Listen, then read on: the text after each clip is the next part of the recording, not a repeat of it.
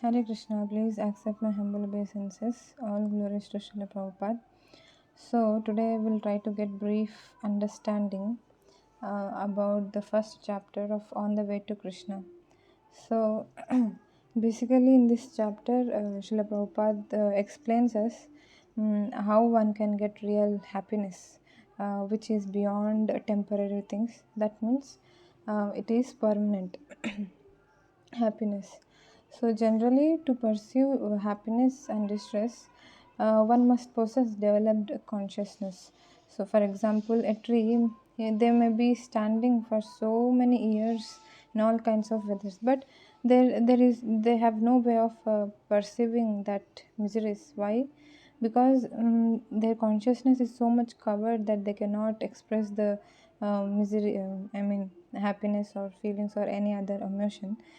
Similarly, if I speak about a human, if he were asked to stand for 3 days, then he would not be able to tolerate it, even to stand for 1 hour continuously. Why is that?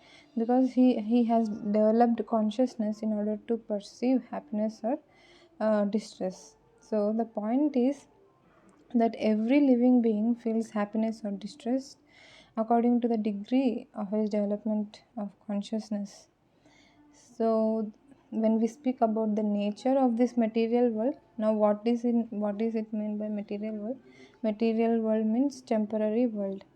So, the nature of the happiness of this temporary world is like an example given here of an animal who is in slaughterhouse eating chewing grass, and he's thinking that happy by that, but he's in slaughterhouse and he sees that other animals are being slaughtered, and he may be the next person to be slaughtered, but still he's thinking happy by chewing some grass.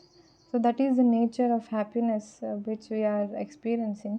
We may be thinking that we'll be happy, we are happy, but that is not really happiness, because the happiness which we are experiencing in this material world is just a minimization of miseries, that's it, and or distress. That minimization we think that thing to be happiness. So what is the highest happiness or real happiness?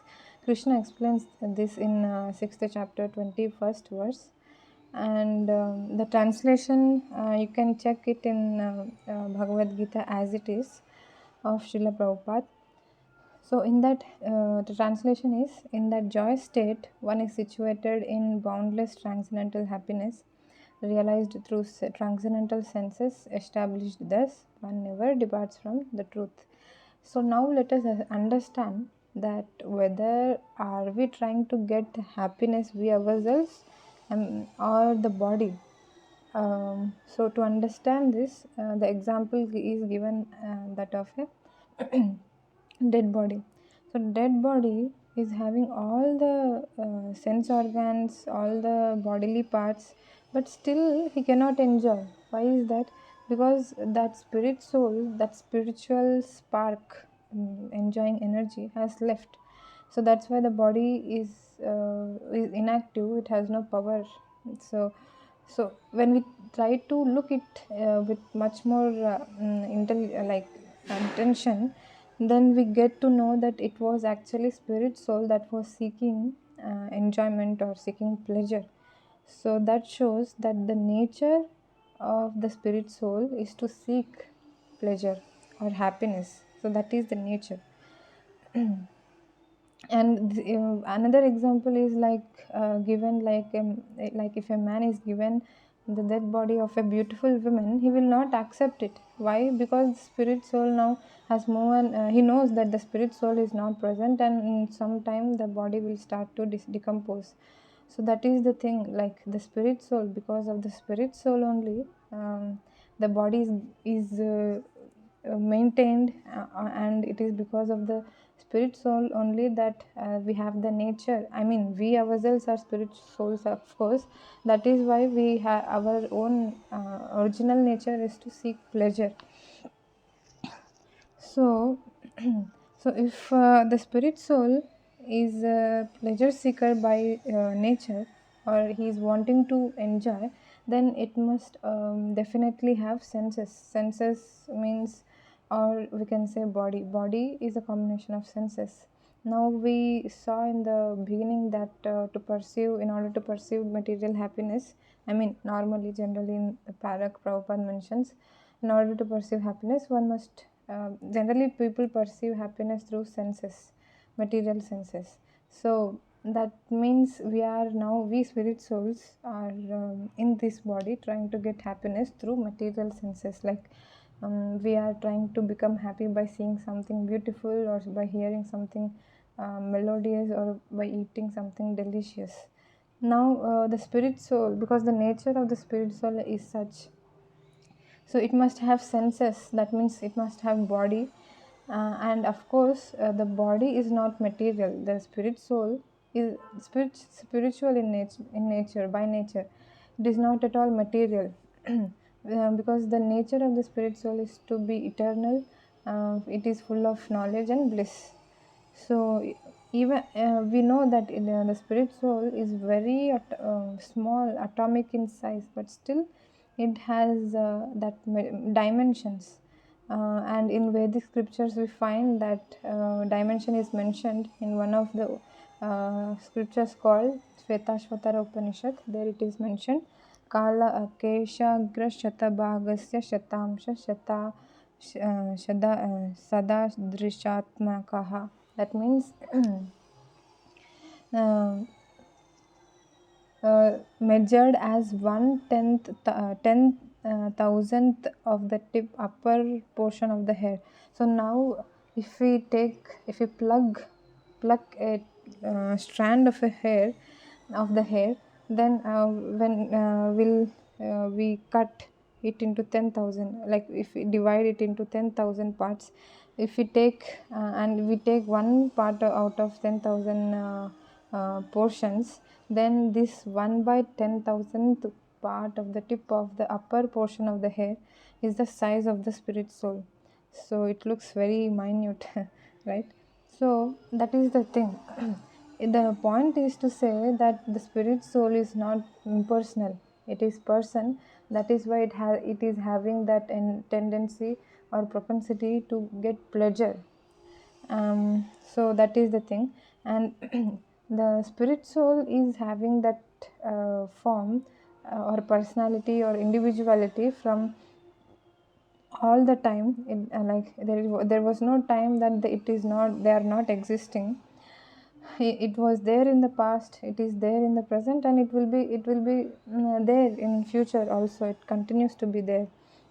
Similarly, the God, who is the source of our existence, the soul, and the Supreme Lord, is also a person. Just like us, he is also having a personality and individuality, and we are his part and parcels, or we can say children of the Lord. He is our original Father.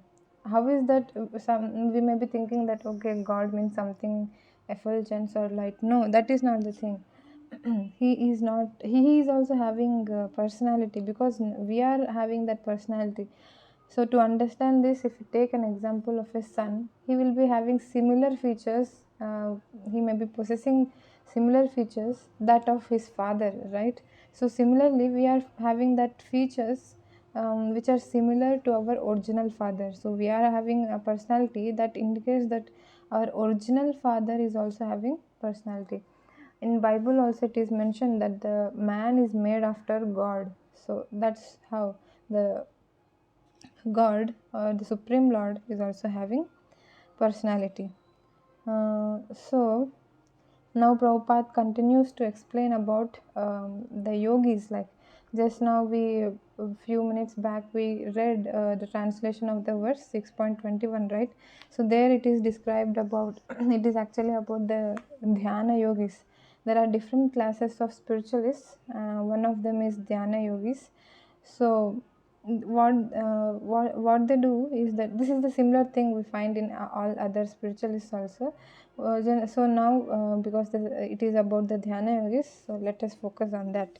that the similar point is that they try to restrain their senses. Why is that? What do they get by restraining the senses? So what they get is explained here, that by restraining the senses and concentrating the mind on the super soul, uh, like if the success of dhyana yoga is to successfully witness the super soul, have a darshan of the Paramatma who is sitting within the heart of the yogi. Of course, he is present in each and every atom, each and every living entity. So similarly, the yogi, if he becomes successful in the practice, he will get and to see or take darshan of the Paramatma within the heart. And what is the result? The result is they get boundless happiness. Like, it is transcendental happiness, it is ananta, there is no end to that happiness, and it is so nice. They experience so much ecstasy within by due to that. So the boundless happiness can be only the eternal happiness, if we say similar in a simple word, can be experienced only by one who is eternal. So that means we are eternal, and similarly the Supreme Lord is also eternal, and the love, the loving relationship between the living entity and the Supreme Lord is also eternal.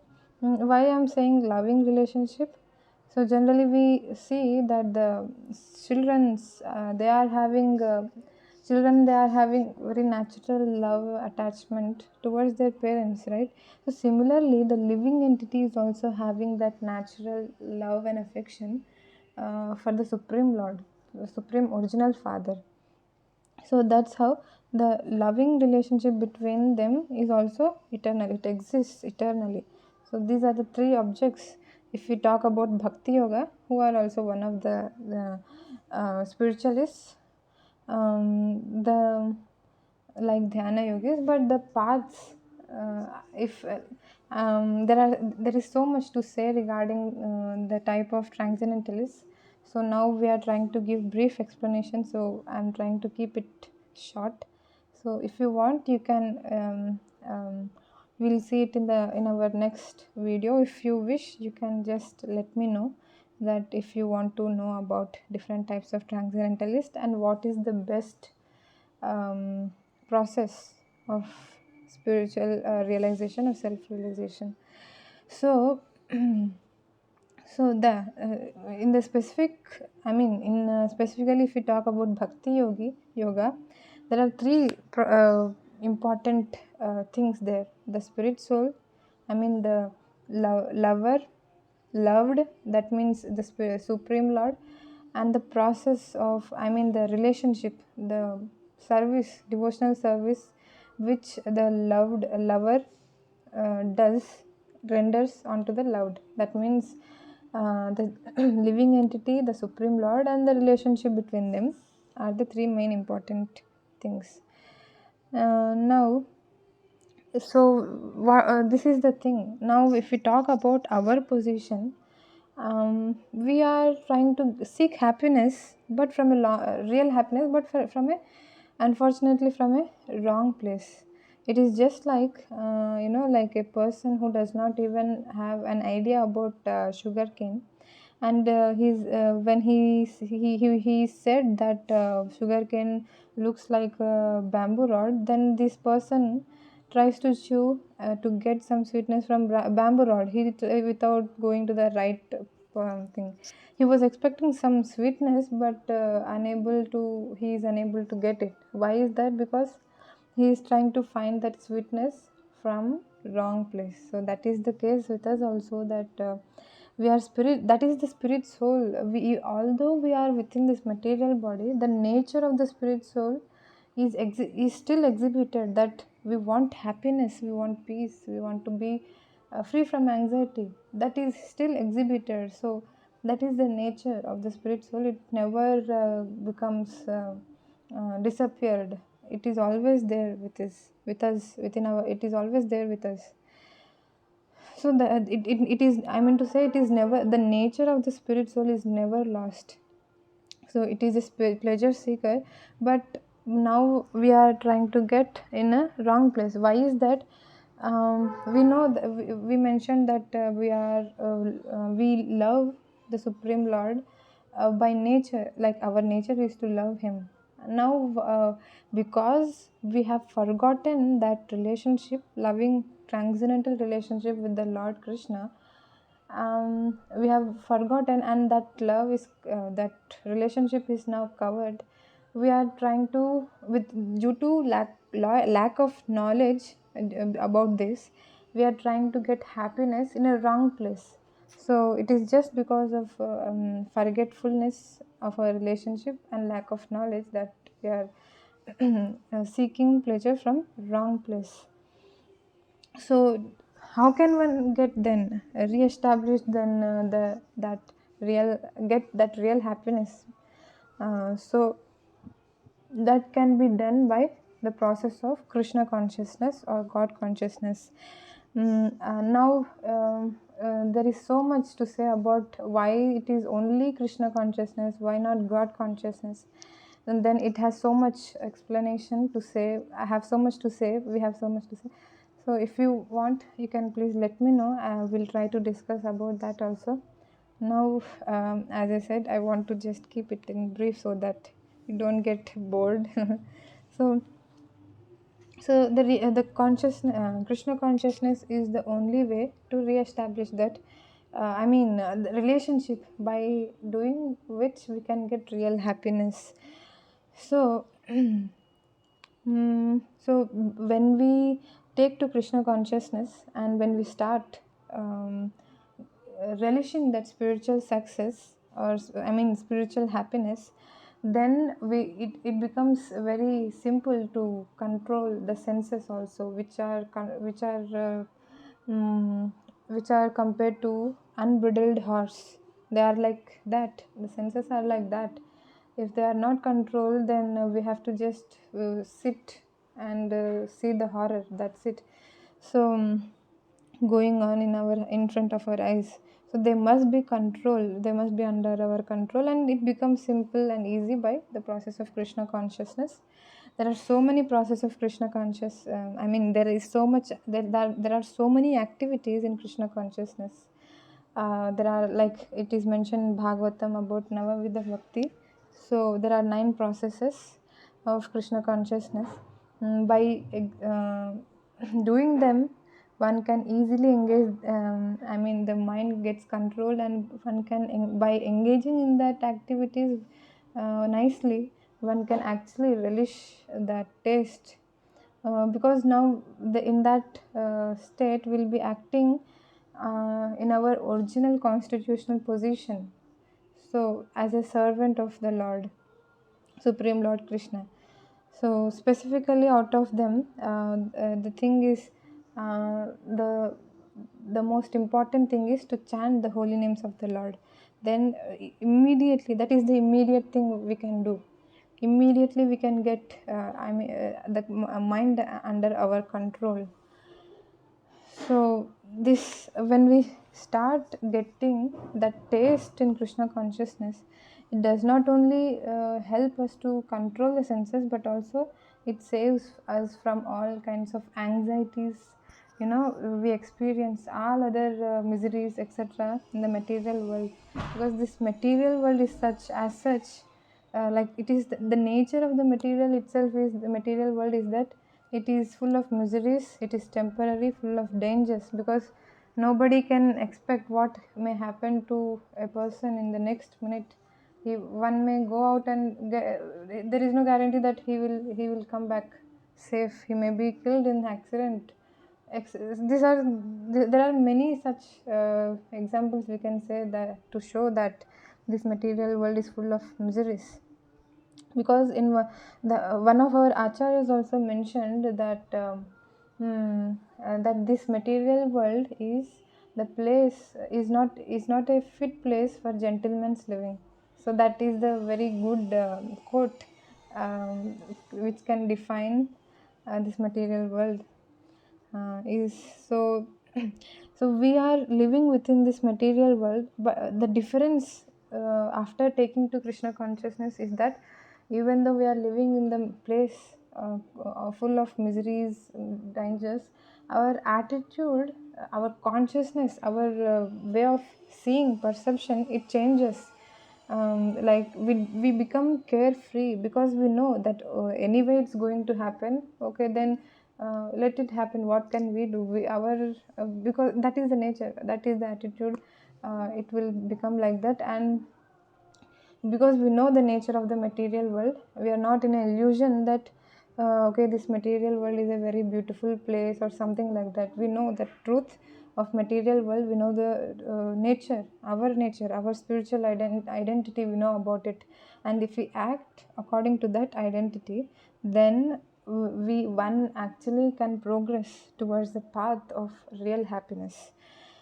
So by taking shelter of this of the lotus feet of the Lord, one can easily cross over the ocean, great ocean, the material world. If it is compared to the ocean, then one can easily cross. So that is the point that Prabhupada is trying to make. Then that is the thing. And finally, if we try to reconnect with the Lord, Supreme Lord, because he is our supreme friend, he is our real friend. So when we revive, we just have to revive that friendship with him, that's it. And the method for it is the process of Krishna consciousness. By practice of Krishna consciousness, our mind, which is which is which is always passionate about some everything, and it is jumping here and there, it becomes peaceful.